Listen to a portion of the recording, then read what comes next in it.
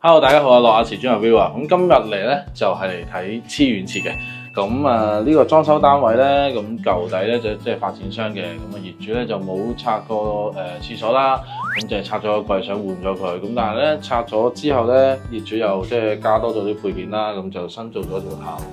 咁咧就佢鋪磚啊，佢咧本身想鋪磚嘅，但係鋪磚咧佢咧就想咧即係靚仔啲，就齊翻去即係原裝呢個雲石呢個鳳口啦。咁但係咧，因為佢條喉咧，佢自己新做嘅時候咧，已經係做到呢個位啦。咁即係批檔啦，我哋要批檔平咗先可以鋪磚或者鋪遠池㗎嘛。咁就呢個位已經喺呢度啦。咁所以咧，如果咧批檔平咗之後咧，咁磚咧再鋪咧就一定會突出。即係會出咗去原裝呢塊雲石啦，咁所以咧我哋咧就即係呢度見到少少位啦，咁就會即係批粒2個 mm 左右啦，咁批粒2個 mm 左右，咁然之後咧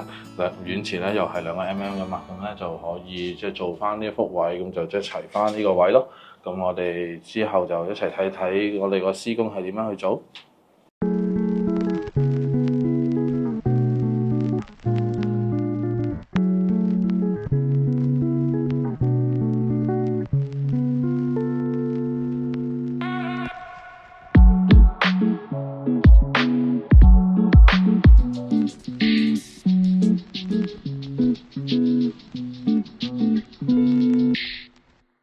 好啦，我哋又嚟到單位啦，咁大家去睇下我哋呢個遠池浴室嘅即係成品咧，咁咧就做咗出嚟啦。咁咧呢度咧係改咗少少方案嘅，我哋商量嘅時候咧，因為咧就想嗰個牆身啊一致性多少少啊，因為本身咧嗰個雲石鳳口咧係追呢條線嘅，咁樣過嚟嘅。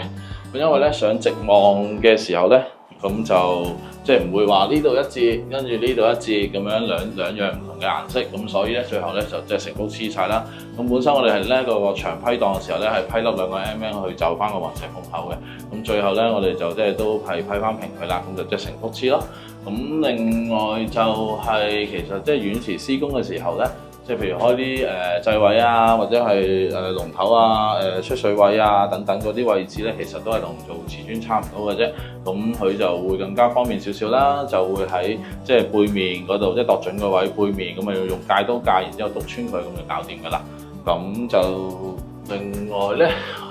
亦都會有人話會唔會話驚佢破啊、又剩啊咁樣。咁其實即係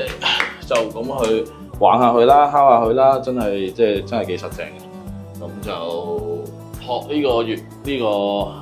呢個因素咧，都唔使話咁擔心噶啦。咁就遲啲啦，佢上邊嗰度咧都會做翻個鏡櫃啦，下面做翻個即係洗手盆櫃啦。咁我相信咧做完出嚟咧，成個效果咧應該都會好靚仔嘅。咁今日咧就同大家分享咗即係呢個